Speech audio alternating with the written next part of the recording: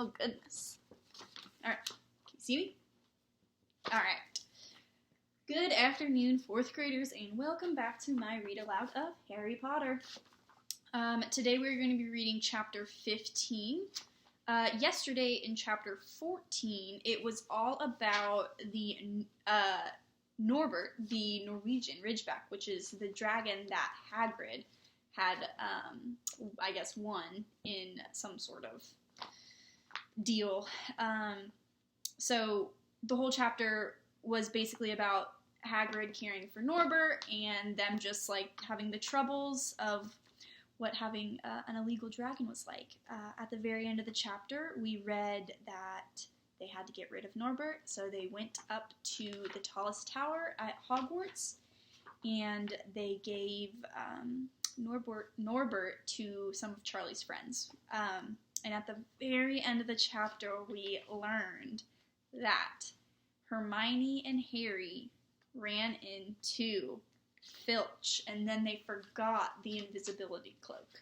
So, we're going to read from there, and we're going to read chapter 15, which is The Forbidden Forest. Alright, The Forbidden Forest. Things couldn't have been worse. Filch took them down to Professor McGonagall's study on the first floor, where they sat and waited without saying a word to each other. Hermione was trembling. Excuses, alibis, and wild cover-up stories chased each other around Harry's brain, each more feeble than the last. They couldn't see how they were going to get out of trouble this time. They were cornered. How could they have been so stupid to forget the cloak? There was no reason on earth that Professor McGonagall would accept for their being out of bed and creeping around the school in the dead of night, let alone being up in the tallest astronomy tower, which was out of bounds except for the classes. Add Norbert and the invisibility cloak, and they might as well be packing their bags already. Had Harry thought that things could have gotten worse, he was wrong. When Professor McGonagall appeared, she was leading Neville. "Harry!" Neville burst out. At that moment, he saw the two others. "I was just trying to find you and warn you. I heard Malfoy saying he was going to catch you. He said you had a Harry shook his head violently to shut Neville up, but Professor McGonagall had seen. She looked more likely to breathe fire than Norbert as she towered over the three of them. "I would have never believed it was any of you," Mr. Filch says. "You were up in the astronomy tower. It's 1 o'clock in the morning. Explain yourselves." It was the first time Hermione had ever failed to answer a teacher's question. She was staring at her slippers, as still as a statue. "I think I've got a good idea what's been going on," said Professor McGonagall. "It doesn't take a genius to work it out. You fed Draco Malfoy some cock and bull story about a dragon, trying to get him out of bed and into trouble. I've already caught him. I suppose you think it's funny that Longbottom heard this story and believed it too." Harry caught Neville's eyes and tried to tell him without words that it wasn't true, because Neville was looking stunned and hurt. Poor blundering Neville. Harry knew that it must have cost him to try to find them in the dark, to warn them. "I'm disgusted," said Professor McGonagall. 4 students out of bed in one night? I've never heard such a thing before. You, Miss Granger, I thought you had more sense. As for you, Mr. Potter, I thought Gryffindor meant more to you than this. All 3 of you will receive detentions. Yes, you too, Mr. Longbottom. Nothing gives you the right to walk around school at night, especially these days. It's very dangerous. And 50 points will be taken from Gryffindor." 50? Gasped Harry. They would lose the lead he had won in the last Quidditch match. 50 points each, said Professor McGonagall, breathing heavily through her long, pointed nose. "Professor, please. You can't." "Don't tell me what I can and can't do, Potter. Now get back to bed, all of you. I've never been more ashamed of Gryffindor students." 150 points lost. That puts Gryffindor in last place in one night. They'd ruin any chance Gryffindor had for the House Cup. Harry felt as though the bottom had dropped out of his stomach. How could they ever make this up? Harry didn't sleep all night. He could hear Neville sobbing into his pillow for what seemed like hours. Harry couldn't think of anything to say to comfort him. He knew Neville, like himself, was dreading the dawn. What would happen when the rest of Gryffindor found out what they'd done? At first, Gryffindors passing the giant hourglass that recorded the house points the next day thought there had been a mistake. How could they have suddenly have 150 points fewer than the famous Harry Potter, the hero? The 50 points fewer than yesterday. And then the story started to spread. Harry Potter, the famous Harry Potter, their hero of 2 Quidditch matches, had lost them all those points. Him and a couple other stupid first years. From being one of the most popular and admired people at school, Harry was suddenly the most hated. Even Ravenclaws and Hufflepuffs turned on him, because everyone had been longing to see Slytherin lose the House Cup. Everywhere Harry went, people pointed and didn't trouble to lower their voices as they insulted him. Slytherins, on the other hand, clapped as he walked past them, whistling and cheering. "Thanks, Potter, we owe you one." Only Ron stood by him. They'll all forget in a few weeks. Fred and George have lost loads of points in all the time that they've been here, and people still like them. They've never lost 150 points in one go, though, have they? Said Harry miserably. Well, no, Ron admitted. It was a bit late to repair the damage, but Harry swore to himself not to meddle into things that weren't his business from now on. He had it with sneaking around and spying. He felt so ashamed of himself that he went to Wood and offered to resign from the Quidditch team. Resign? Wood thundered. What good will that do? How are we supposed to get any points back if we can't win Quidditch? But even Quidditch had lost its fun. The rest of the team wouldn't speak to Harry during practice, and if they had to speak about him, they called him the Seeker. Hermione and Neville were suffering too. They didn't have as bad of a time as Harry because they weren't as well known, but nobody would speak to them either.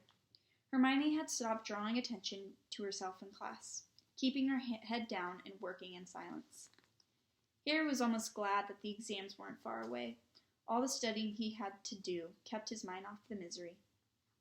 He and Ron and Hermione kept to themselves, working late into the night, trying to remember the ingredients in complicated potions, learn charms and spells by heart, memorize the dates of magical discoveries and goblin rebellions. Then, about a week before the exams were due to start, Harry's new resolution, not to interfere in anything that didn't concern him, was put to an unexpected test. Walking back from the library on his own, he heard somebody whimpering from the classroom up ahead. As he drew closer, he heard Quirrell's voice. No, not again, please. It sounded as though someone was threatening him. Harry moved closer. All right, he heard Quirrell sob. Next second, Quirrell came hurrying out of the classroom, straightening his turban. He was pale and looked as though he was about to cry. He strode out of sight. Harry didn't think Quirrell had even noticed him. He waited until Quirrell's footstep had disappeared and then peered into the classroom. It was empty, but a door stood ajar at the other end. Harry was halfway towards it before he remembered what he had promised himself about not meddling. All the same, he'd have gambled 12 Sorcerer's Stones that Snape had just left the room.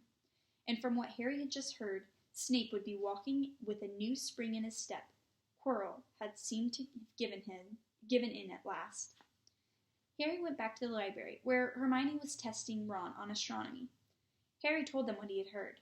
Snape's done it, then, Ron said. If Quirrell's told him how to break his anti-dark force spell. There's still Fluffy, though, said Hermione. Maybe Snape's found out how to get past him without asking Hagrid, said Ron, looking up at the thousands of books surrounding them. I bet there's a book somewhere telling you how to get past giant 3-headed dogs. So what do we do, Harry? The light of adventure was kindling again in Ron's eyes, but Hermione answered before Harry could. Go to Dumbledore.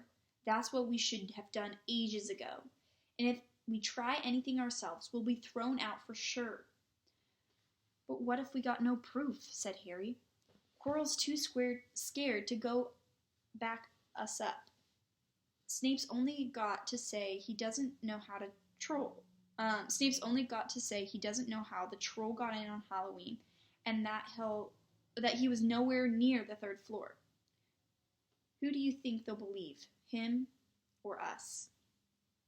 It's not exactly a secret we hate him. Dumbledore will think we made it up to get him sacked. Filch wouldn't help us if his life depended on it. He's too friendly with Snape, and more students get thrown out, the better, he'll think. And don't forget, we're not supposed to know about the stone or Fluffy. That'll take a lot of explaining. Hermione looked convinced, but Ron didn't. If we just do a bit of poking around...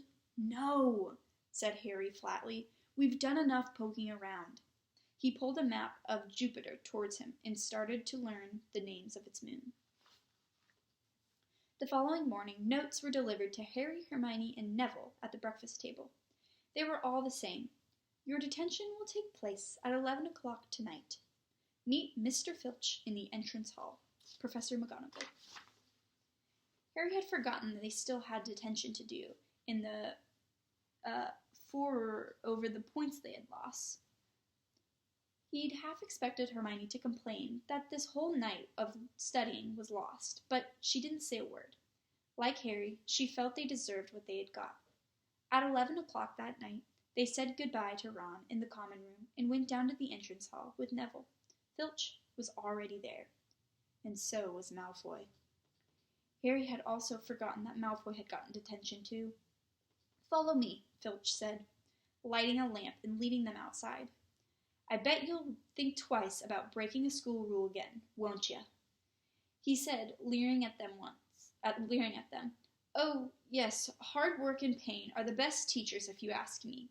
It's just a pity they'll let the old punishments die out. Hang you by your wrists from the ceiling for a few days? I've got the chains still in my office.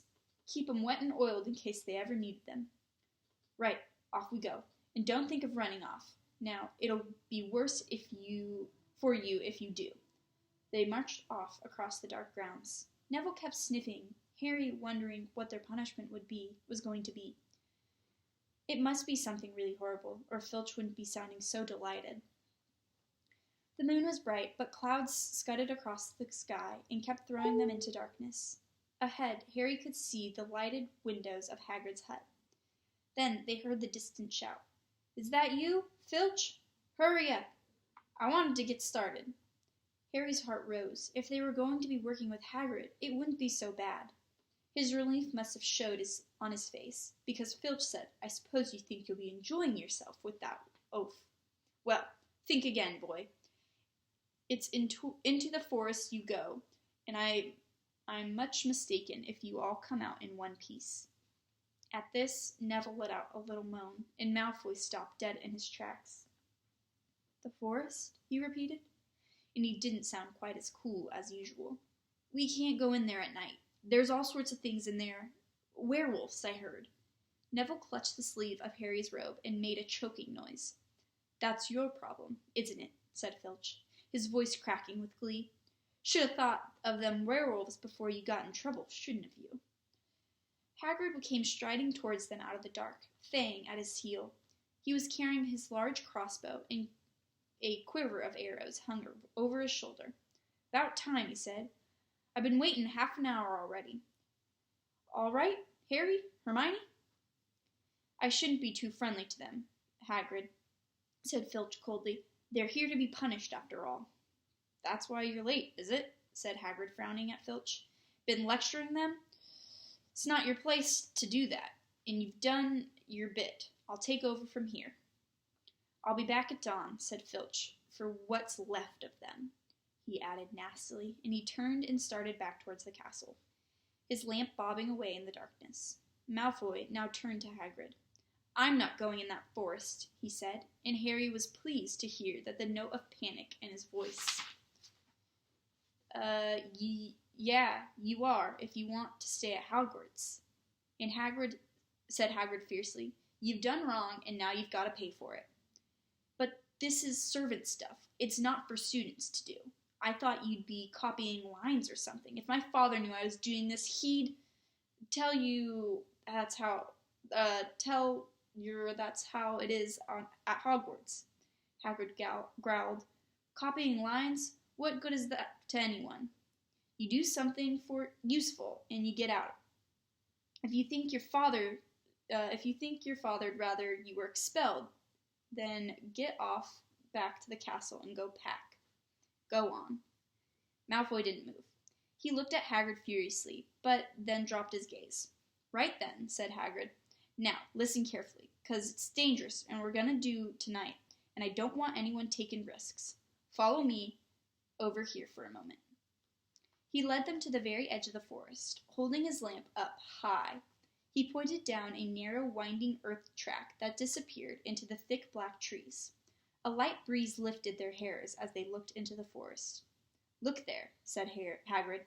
See that stuff shining on the ground? Silvery stuff? That's unicorn blood. There's a unicorn in there been hurt badly or something. This is the second time this week.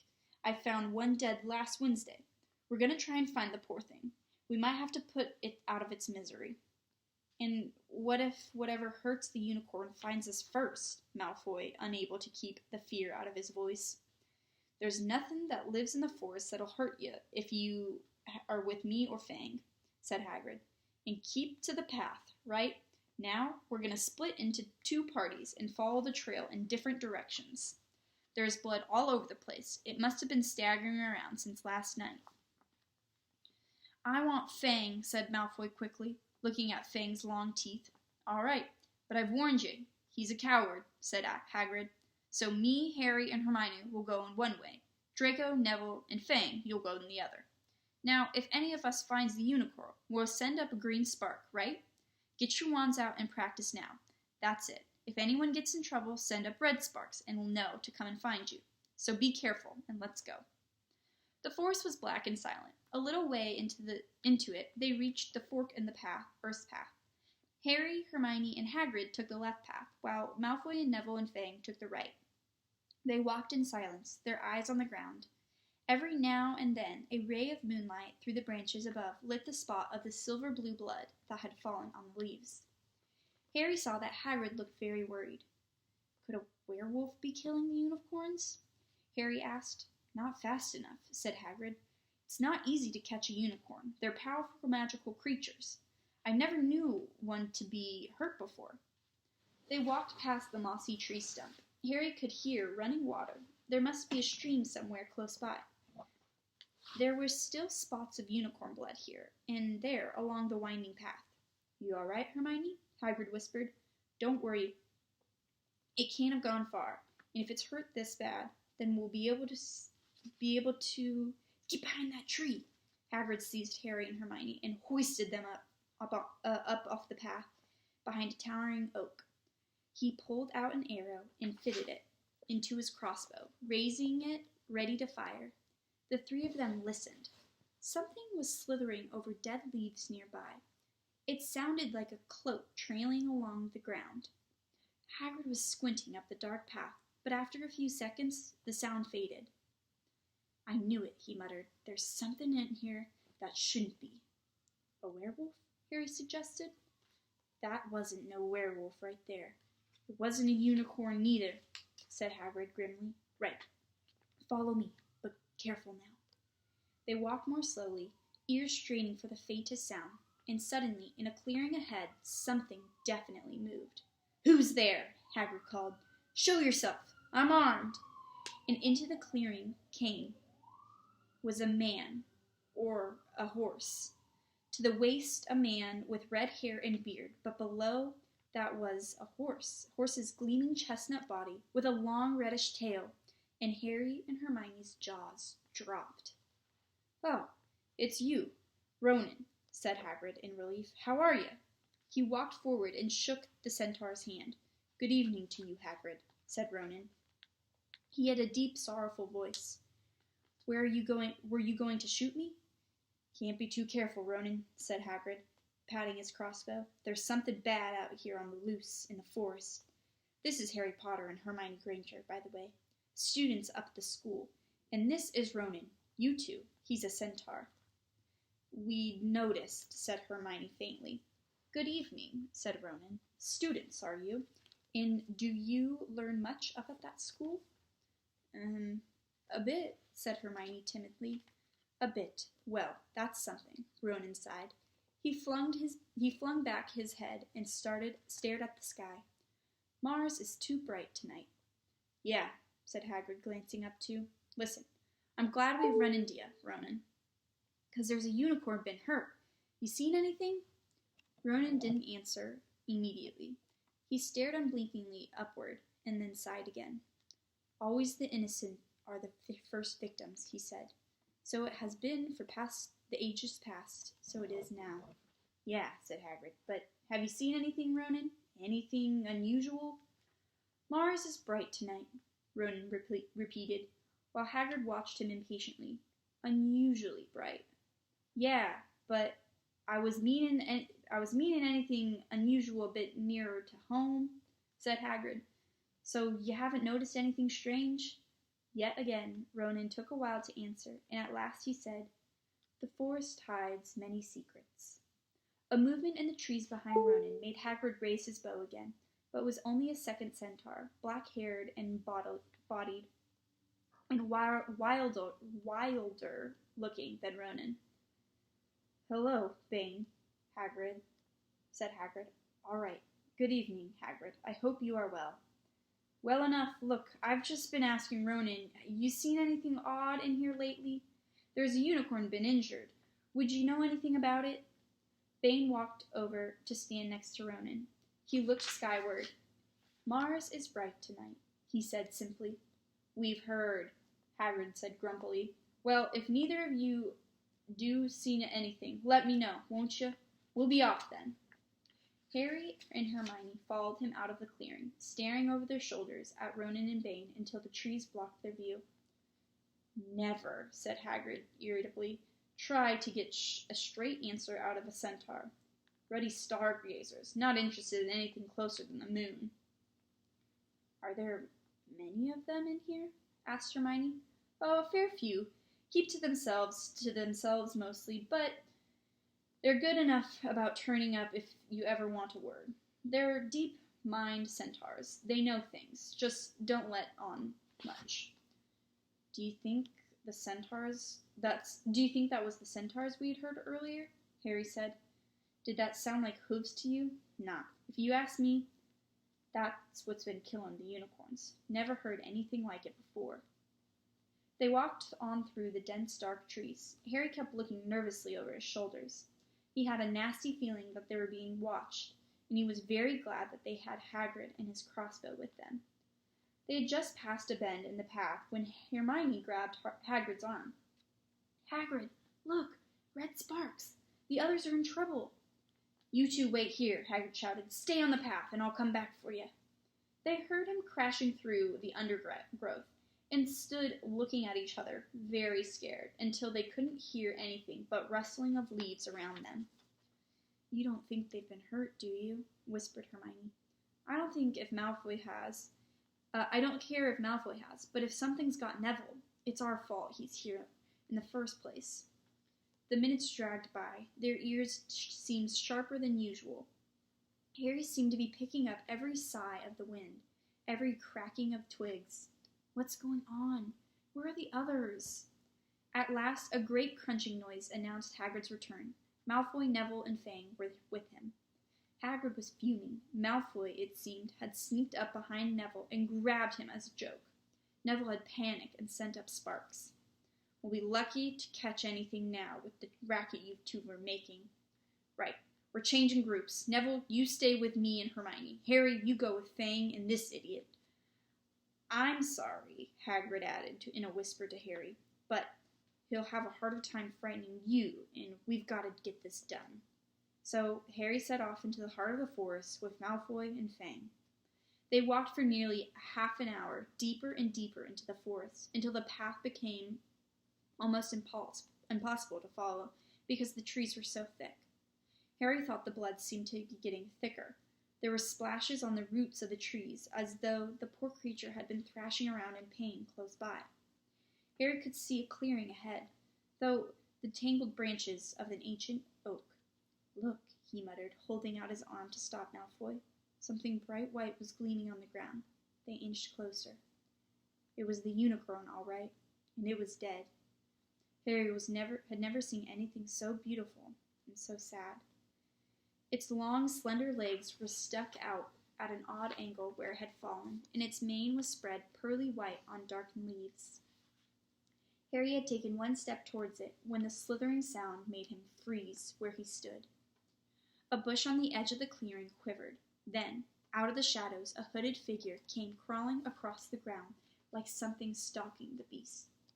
Harry, Malfoy, and Fang stood transfixed. The cloaked figure reached the unicorn, lowered its head over the wounded animal, and began to drink its blood. "Ah!" Malfoy let out in a terrible scream and bolted. So did Fang. The hooded figure raised its head and looked right at Harry. Unicorn blood was dripping down its front. It got to its feet and came swiftly towards Harry. He couldn't move for fear. Then a pain like he had never felt before pierced his head. It was as though his scar was on fire. Half blinded, he staggered backwards. He heard hooves behind him, galloping, and something jumped clean over Harry, charging at the figure. The pain in Harry's head was so bad he fell to his knees. It took a minute or two to pass. When he looked up, the figure had gone. A centaur was standing over him, not Ronan or Bane. This one looked younger. He had a white blonde hair and a palomino body. "Are you all right?" said the centaur, pulling Harry to his feet. "Yes, thank you. What was that?" The centaur didn't answer. He had astonishingly blue eyes, like pale sapphires. He looked carefully at Harry, his eyes lingering on the scar that stood out livid on Harry's forehead. "You're the Potter boy," he said. "You better get back to Hagrid. The forest is not safe at this time, especially for you. Can you ride? It'll be quicker this way. My name is Firenze," he added, as he lowered himself on his front legs so that Harry could clamber down onto his back. There was a suddenly sound of more galloping from the other side of the clearing. Ronan and Bane came bursting through the trees, their flanks heaving and sweating. "Firenze," Bane thundered, "what are you doing? You have a human on your back. Have you no shame? Are you a common mule?" "Do you realize who this is?" said Firenze. "This is Potter boy. The quicker he leaves this forest, the better." "What have you been telling him?" growled Bane. "Remember, Firenze, we are sworn not to set ourselves against the heavens. Have we not read what is coming in the movements of the planet?" Ronan pawed the ground nervously. "I'm sure Firenze thought he was acting for the best," he said in his gloomy voice. Bane kicked his back legs in anger. "For the best? What is that to do with us? Centaurs are concerned with what has been foretold. It is not our business to run around like donkeys after stray humans in our forest." Firenze suddenly reared onto his hind legs in anger, so that Harry had to grab onto his shoulders to stay on. "Do you see not that unicorn?" Firenze bellowed at Bane. "Do you not understand why it was killed? Or have the planets not led you on the secret? I set myself against what is lurking in the forest, Bane. Yes, with this human alongside me if I must." And Firenze whisked around, with Harry clutching on as best he could. They plunged into the trees, leaving Ronan and Bane behind them. Harry didn't have a clue what was going on. "Why is Bane so angry?" he asked. "What was that thing you saved me from, anyways?" Firenze, slowed to a walk, warned Harry to keep his head bowed in case of low-hanging branches. But he didn't answer Harry's question. They made their way through the trees in silence for so long that Harry thought Firenze didn't want to talk to him anymore. They were passing through a particularly dense patch of trees, however, when Firenze suddenly stopped. "Harry Potter, do you know what unicorn's blood is used for?" "No," said Harry, startled by the odd question. We've only used the horn and its tail hair in potions. That's because it is the most monstrous thing to slay a unicorn, said Frenzy. Only one who has nothing to lose and everything to gain should commit such a crime. The blood of a unicorn will keep you alive, even if you're in an inch from death. But at a terrible price. You have slain something so pure and so defenseless to save yourself, and you will have but a half-life, a cursed life, from the moment the blood touches your lips. Harry stared at the back of Frenzy's head, which was dappled silver in the moonlight. But who's that desperate? He wondered aloud. If you're going to be cursed forever, death's better, isn't it? It is, Frenzy agreed, unless all you need to stay alive long, enough to drink something else, something that will bring you back to full strength and power, something that will mean you can never die. Mr. Potter, do you know what is hidden in the school at this very moment? The Sorcerer's Stone, of course, the elixir of life, but I don't understand who... Can you think of nobody who has waited many years to return to power, who has clung to life, awaiting their chance? It was as though an iron fist had clenched suddenly around Harry's heart. Over the rustling of trees, he seemed to hear once more what Hagrid had told him on the night they had met. Some say he died. Codswallop, in my opinion, don't know if he had enough human left in him to die. Do you mean, Harry croaked. That was Harry! Harry, are you all right? Hermione was running towards them. Running towards them down the path. Hagrid, puffing alongside her. I'm fine, said Harry, hardly knowing what to say back. The unicorn's dead, Hagrid. It's in the clearing back there. This is where I leave you, Frenzy muttered, as Hagrid hurried off to examine the unicorn. You are safe now. Harry slid off his back. Good luck, Harry Potter, said Frenzy. The planets have been read wrongly before now, even by centaurs. I hope this is one of those times. He turned and cantered back into the depths of the forest, leaving Harry shivering behind him. Ron had fallen asleep in the dark common room, waiting for them to return. He shouted something about Quidditch fouls when Harry roughly shook him awake. In a matter of seconds, though, he was wide-eyed as Harry began to tell him and Hermione what had happened in the forest. Harry couldn't sit down. He paced up and down the front of the fire. He was still shaking. Snape wants the stone for Voldemort, and Voldemort's waiting in the forest. And all this time we thought Snape just wanted to get rich. Stop saying the name, said Ron in a terrified whisper, as though Voldemort could hear them. Harry wasn't listening. Frenzy saved me, but he shouldn't have done so. Bane was furious. He was talking about interfering with what the planets say was going to happen. They must show that Voldemort's coming back. Bane thinks Frenzy should have let Voldemort kill me. I suppose that's written in the stars as well. Will you stop saying that name? Ron hissed.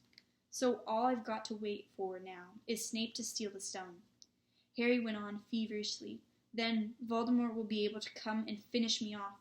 Well, I suppose Bane will be happy. Hermione looked very frightened, but she had a word of comfort. Harry, everyone says Dumbledore's the only one you know who is afraid of. Dumbledore around. You know who wouldn't touch you.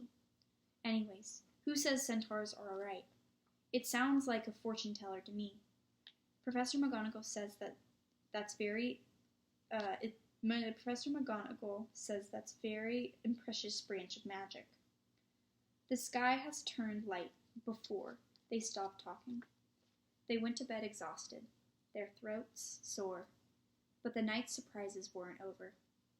When Harry pulled back his sheets, he found the invisibility cloak folded neatly underneath them. There was a note pinned to it, just in case. And that is the end of chapter 15. Ooh, it is getting very good, and we only have 2 more chapters after this. I do have 2 questions for you today about the chapter. One is how many points did the three students, so Hermione, Harry, and Neville, lose for Gryffindor? And who did Harry, Hagrid, and Hermione meet in the forest? There are more than one answers to this. So you'll get an extra point if you, or not an extra point, an extra dojo if you answer for more than one answer. I will see you tomorrow for the reading of the last, of chapter 16, not the last chapter.